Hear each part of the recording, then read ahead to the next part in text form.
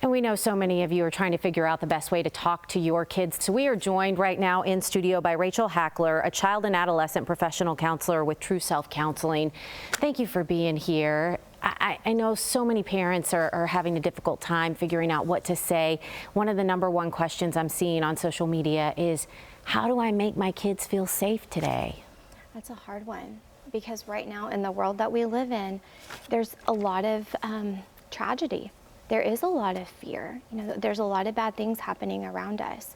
But it is also important that we reinforce what we do as parents, what we do as caregivers, what we do as teachers and admin, that what we do to keep our children safe, the measures that we take to ensure their safety. Yeah, and another question that I saw was from Jessica on Facebook. She said, how do you explain this to a 6-year-old?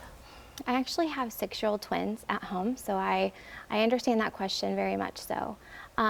It is really important to be on their level, physically be on their level, look at them in their eyes, maybe hold their hands and let them know that something really horrible happened yesterday.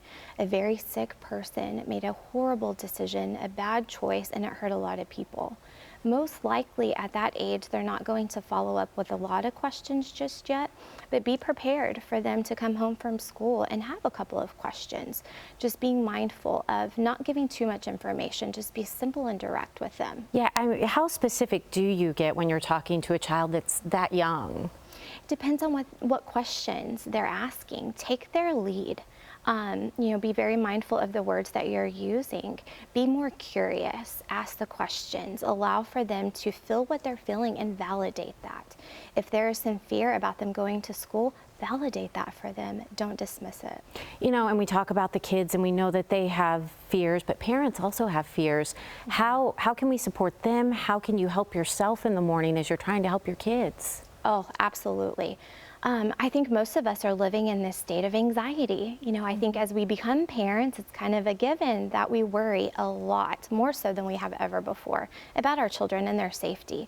But we have to check in with ourselves. It is okay to acknowledge that this is really hard for us. But being aware that it is not our children's place to hold space for us. We hold space for them. That is the responsibility of our friends and our counselors, our spouse. We can look to them for support and guidance and talking to them and processing with them what our experience is with this. And I know you mentioned this, kids are so intuitive. They pick up on things, they pick up on your emotions. And so many parents try to put on a brave face for their kids. Is it okay to let them know that you're scared? Absolutely. It's all about being age appropriate, being very mindful of not instilling this fear in them per se, but letting them know that you feel really sad. You feel very confused too. You're very hurt about what has happened. The older the kids are, it is very much more appropriate to let them know, yeah, this is scary. This unknown is scary. And it's inevitable that the images are going to continue on social media, on the news over the coming days. So how much of an effort do you make to really know and control what your child is seeing with respect to this news? Monitor their social media accounts. Not just in this situation, but every day, every week, we need to be aware of what our children are looking at and watching on social media.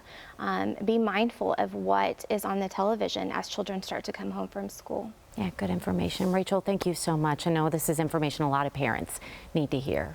Thank you.